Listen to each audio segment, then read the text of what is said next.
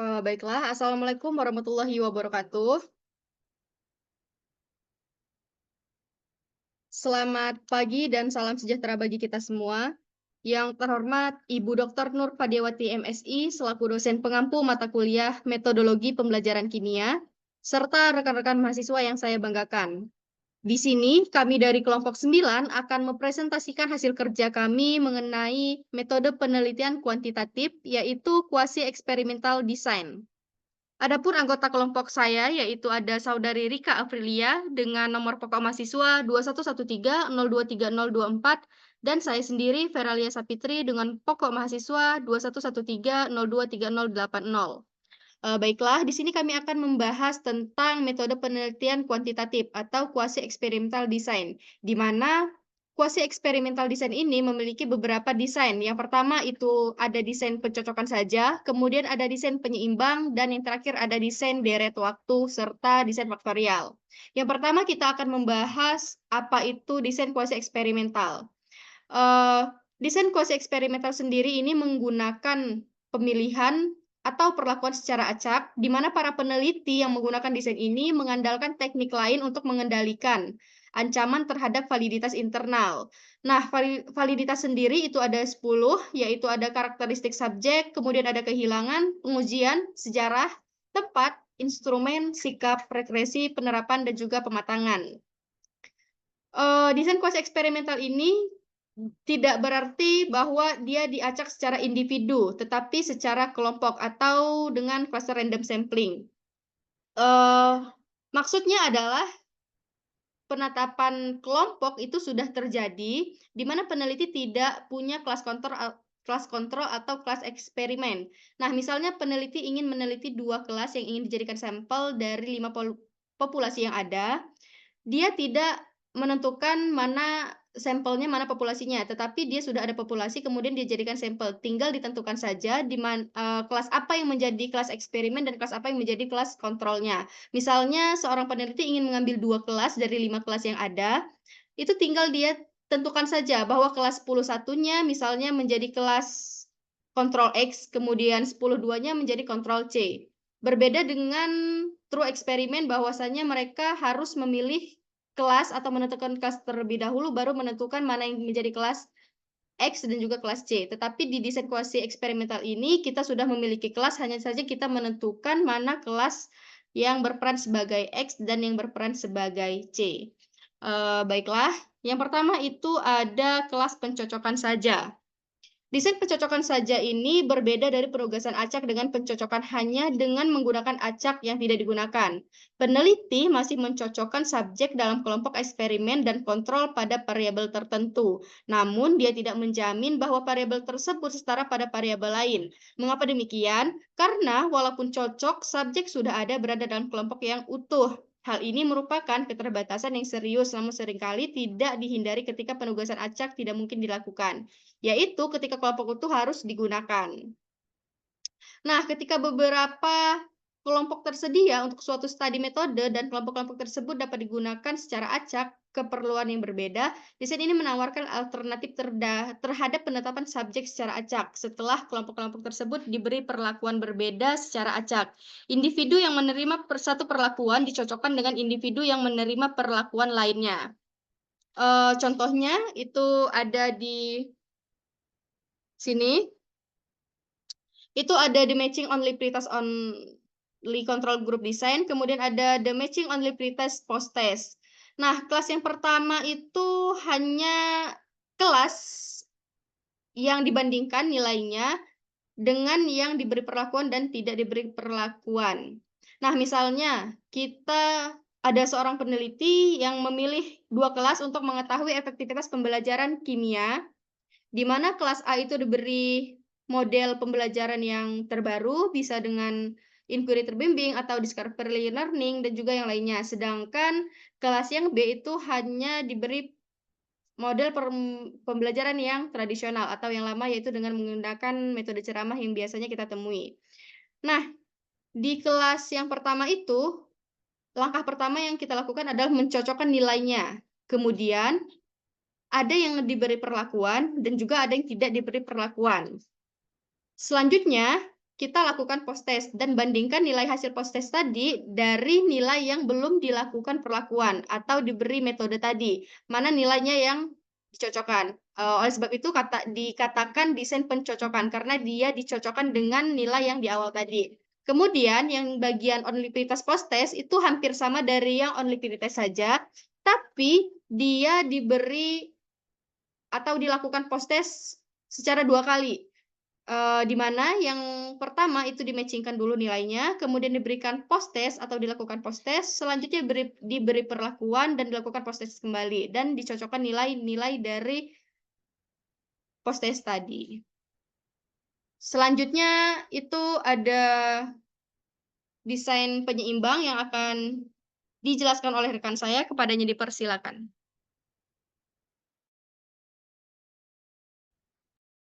Baik, terima kasih. Saya lanjutkan. Selanjutnya adalah desain penyeimbang. Desain penyeimbang ini mewakili teknik lain untuk menyamakan kelompok eksperimen dan pembanding atau kelompok kontrol. Dalam desain ini, setiap kelompok diberikan semua perlakuan, berapapun banyaknya, tetapi dalam urutan yang berbeda. Nah, itu maksudnya dapat terlihat dari diagram yang ditampilkan, di mana ada 3 perlakuan, ada X1, X2, X3, kemudian ada 3 kelompok. Ketiga kelompok itu diberi semua perlakuan tersebut, namun dalam urutan yang berbeda. Kelompok 1 mendapatkan perlakuan 1 terlebih dahulu, kemudian dilanjutkan perlakuan 2, perlakuan 3, kemudian kelompok 2 diberikan perlakuan 2 terlebih dahulu, kelompok 3 diberikan perlakuan 3 terlebih dahulu. Kemudian setelah diberikan perlakuan-perlakuan itu, dilakukanlah post-test. Nah, bagaimana cara peneliti untuk menentukan efektivitas dari berbagai perlakuan tersebut? Nah, caranya itu cukup dengan membandingkan skor rata-rata semua kelompok pada post-test untuk setiap perlakuan. Atau dengan kata lain, rata-rata skor post-test seluruh kelompok pada perlakuan 1 itu dapat dibandingkan dengan rata-rata skor post-test seluruh kelompok pada perlakuan 2. Next. Ya. Nah, desain ini itu dapat mengontrol dengan baik karakteristik subjek yang mengancam validitas internal, tetapi sangat rentan terhadap gangguan beberapa perlakuan, yaitu kinerja selama perlakuan tertentu, yang mungkin dapat mempengaruhi satu atau lebih perlakuan sebelumnya. Atau dengan kata lain, tadi kan ada beberapa perlakuan. Perlakuan 1 tuh bisa jadi menjadi alasan mengapa post-test yang dilakukan kedua kalinya itu dapat lebih baik daripada post-test yang dilakukan sebelumnya. Oleh karena itu, hasil penelitian apapun yang menggunakan desain ini itu tetap perlu dicermati dan diperiksa. Dari gambar 13.8 itu terlihat bahwa metode X itu lebih unggul untuk kedua kelompok tanpa memperhatikan urutan dan tingkatan yang sama. Pada kedua penelitian tersebut, rata-rata keseluruhan untuk X adalah 12, sedangkan untuk Y 8. Sedangkan pada penelitian yang kedua, tampak ada beberapa perbedaan antara X dan Y, bergantung pada paparan sebelumnya terhadap metode lain. Kelompok 1 itu lebih berkinerja jauh lebih buruk pada metode Y ketika diberikan setelah X, dan kelompok 2 berkinerja jauh lebih baik pada X ketika diberikan setelah metode Y. Ketika X atau Y ini diberikan pertama kali dalam urutan, tidak ada perbedaan kinerja, sehingga tidak jelas apakah metode X ini lebih unggul dalam segala kondisi pada penelitian atau studi 2 itu. Selanjutnya ada desain deret waktu yang akan dilanjutkan oleh Vera. Padanya saya persilahkan.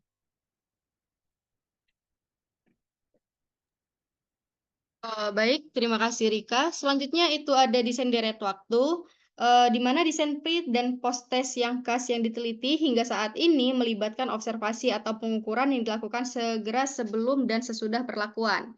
Namun, desain deret waktu ini melibatkan pengukuran atau pengamatan berulang selama periode waktu sebelum dan sesudah perlakuan. Ini sebenarnya merupakan penjabaran dari desain one group pretest post-test yang disajikan pada gambar 13.12.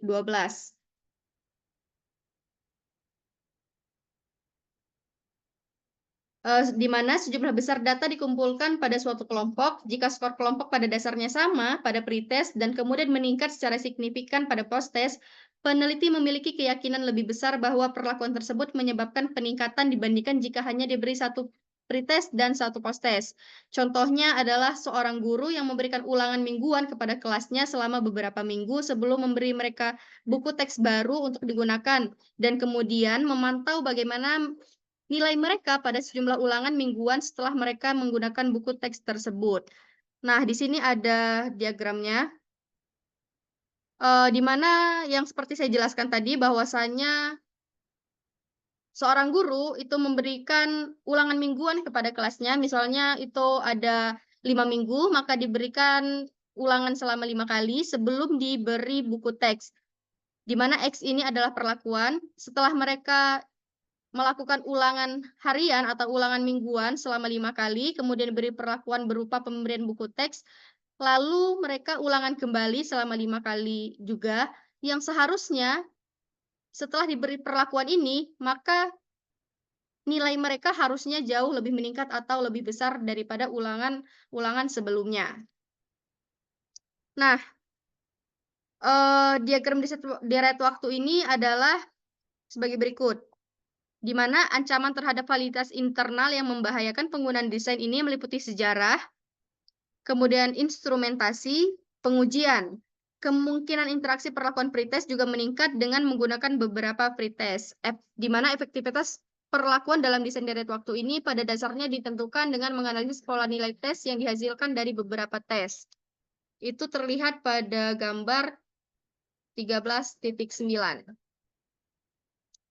Nah, di sini ada gambar 13.9 atau hasil ujian tadi yang seperti saya katakan bahwa 5 ujian di awal itu belum dilakukan atau diberi perlakuan berupa buku teks, sedangkan 5 ujian terakhir itu setelah dilakukan atau diberikan perlakuan, di mana harusnya nilai itu meningkat secara signifikan atau grafiknya naik. Tapi kita lihat bahwa, di ujian yang pertama menuju ujian yang kedua itu di kelas yang satu meningkat secara sedang, kemudian meningkat sedikit, meningkat sekali, dan lebih meningkat dari yang keempat. Kemudian pada ujian yang ketiga, nilai mereka semuanya turun. Kemudian pada ujian yang keempat meningkat kembali, tapi pada perlakuan yang pertama itu meningkat hampir tidak ada signifikan atau hampir tidak ada beda. Artinya meningkatnya hanya 0, sekian persen. Kemudian pada ujian yang kelima, itu tidak adanya peningkatan pada perlakuan 2. Selanjutnya setelah diberikan perlakuan X ini, nilai mereka kembali naik, naik, dan turun. Nah, kita ambil bahwasanya contoh di ujian yang kelima dan ujian keenam, karena ini yang paling dekat dengan perlakuan atau dengan pemberian buku teks tadi, di mana bahwasanya pemberian buku teks ini sangat berpengaruh atau perlakuan ini sangat berpengaruh terhadap peningkatan nilai ujian mereka, di mana yang kelima ini rata-rata hanya menurun. Rata-ratanya menurun, namun hanya pada perlakuan 4 saja yang meningkat dan hanya pada perlakuan 1 yang sedikit meningkat. Kemudian pada perlakuan 6-nya atau ujian setelah diberikan perlakuan itu semuanya meningkat. Oleh sebab itu dapat dikatakan bahwa desain deret waktu ini memiliki efektivitas atau pengaruh adanya perlakuan dengan peningkatan nilai siswa. Selanjutnya itu ada desain faktorial yang akan dijelaskan oleh rekan saya, kepadanya dipersilakan. Selanjutnya ada desain faktorial. Desain faktorial ini memperluas hubungan yang dapat diperiksa dalam suatu penelitian eksperimental. Pada dasarnya, desain ini merupakan modifikasi dari desain kelompok kontrol post-test saja atau desain kelompok kontrol pretest post-test dengan atau tanpa penugasan acak yang memungkinkan penyelidikan variabel independen tambahan. Nilai dari desain faktorial adalah memungkinkan seorang peneliti untuk mempelajari interaksi independen variabel dengan satu atau lebih variabel lain. Variabel lain ini terkadang disebut sebagai variabel moderator. Variabel moderator itu dapat berupa variabel perlakuan atau karakteristik subjek variabel. Naik atas dikit, Teh.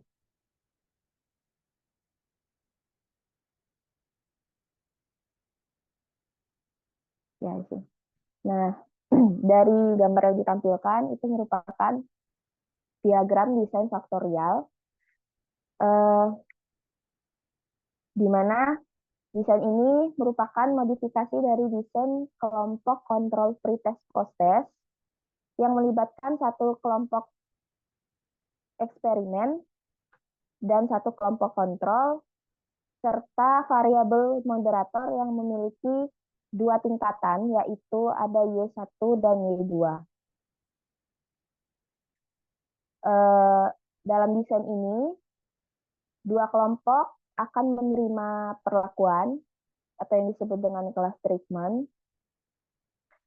Kemudian dua kelompoknya lagi tidak menerima perlakuan. Kelompok yang menerima perlakuan itu akan mendapatkan variabel moderator yang berbeda. Di situ terlihat bahwa pada kelompok perlakuan yang pertama dan kelompok kontrol yang pertama itu mendapatkan variabel moderator Y1, kemudian untuk kelompok kontrol dan kelompok eksperimen yang kedua itu mendapatkan variabel Y2. Kemudian pada gambar selanjutnya, gambar itu merupakan variasi desain yang menggunakan dua atau lebih, ya di sini, dua atau lebih kelompok perlakuan berbeda dan tidak ada kelompok kontrol. Misalnya, seorang peneliti ingin membandingkan keefektifan metode pembelajaran inquiry dan metode ceramah terhadap prestasi siswa dalam mata pembelajaran sejarah. Variabel bebas dalam hal ini adalah metode pembelajaran inquiry dan metode ceramah, di mana memiliki dua tahap inquiry, yaitu ada X1 itu adalah dua tahap inquiry-nya, kemudian ceramah itu merupakan X2-nya. Misal peneliti ingin melihat apakah prestasi juga dipengaruhi oleh ukuran kelas, di bawah ke bawah deh.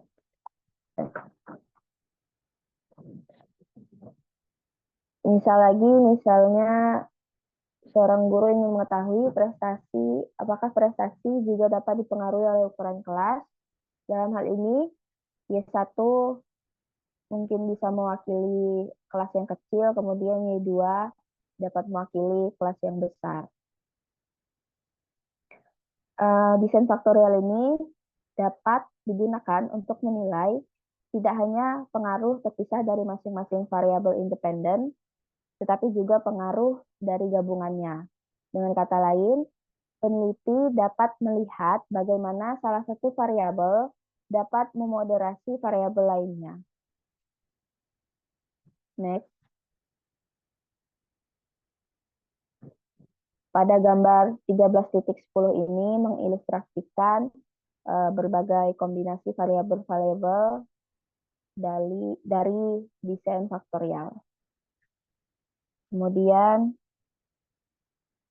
desain faktorial ini juga merupakan cara yang efisien untuk mempelajari beberapa hubungan dalam satu kelompok data. Namun, keunggulan terbesarnya itu terletak pada fakta bahwa desain ini memungkinkan peneliti mempelajari interaksi antar variabelnya. Kemudian next. Di sini di gambar 13.11 ini mengilustrasikan dua kemungkinan hasil untuk desain faktorial 2x2 yang ditunjukkan dari tabel pada gambar 13.10 tadi. Skor untuk setiap kelompok pada post-test ditampilkan dalam kotak yang sesuai dengan setiap kombinasi metode dan ukuran kelas. Pada pembelajaran A, metode inquiry terbukti lebih unggul baik pada kelas kecil maupun pada kelas besar. Pada kelas kecil lebih unggul dibandingkan kelas besar untuk kedua metode tersebut. Oleh karena itu, tidak ada efek interaksi. Kemudian pada studi yang B, siswa berprestasi lebih baik di kelas kecil dibandingkan di kelas besar dengan kedua metode tersebut. Namun, siswa di kelas kecil memperoleh hasil lebih baik jika diajarkan menggunakan metode inquiry, dan siswa yang di kelas besar memperoleh hasil lebih baik jika diajarkan menggunakan metode ceramah. Oleh karena itu, meskipun siswa berprestasi lebih baik di kelas kecil dibandingkan kelas besar, seberapa baik prestasi mereka bergantung pada metode pengajarannya. Sehingga peneliti tidak bisa mengatakan bahwa metode manapun selalu lebih baik, karena hal itu tergantung pada ukuran kelas tempat siswa belajar. Dengan kata lain, ada interaksi antara ukuran kelas dengan metode pembelajaran, dan hal ini yang akan mempengaruhi prestasi belajar siswa. Kemudian, misalkan untuk desain faktorial tidak digunakan dalam penelitian B, jika peneliti hanya ingin membandingkan pengaruh kedua metode tersebut, yaitu metode pembelajaran inquiry dan metode pembelajaran ceramah, tanpa memperhitungkan ukuran kelas, peneliti itu dapat menyimpulkan bahwa tidak ada perbedaan dalam pengaruh terhadap prestasi belajar siswanya. Penggunaan desain ini memungkinkan kita untuk melihat bahwa efektivitas metode dalam hal ini bergantung pada ukuran kelas. Kemudian desain faktorial itu juga next di bawah. Desain faktorial itu juga dapat melibatkan 4 tingkat variabel independen dan menggunakan metode modifikasi desain kelompok control pretest only. Desain faktorial 4x2 ini memiliki banyak variasi tambahan seperti desain 3x3, 4x3, 3x2, 2x3 yang dapat digunakan untuk menyelidiki lebih dari 2 variabel. Mungkin cukup sekian, saya kembalikan kepada moderator. Baik, itulah dia presentasi dari kami. Terima kasih kepada Saudara Rika yang sudah mempresentasikan hasil kerja kelompok 9. Saya ucapkan terima kasih banyak atas perhatiannya dan mohon maaf apabila terdapat kesalahan baik tutur kata maupun bahasa. Saya akhiri, wassalamualaikum warahmatullahi wabarakatuh.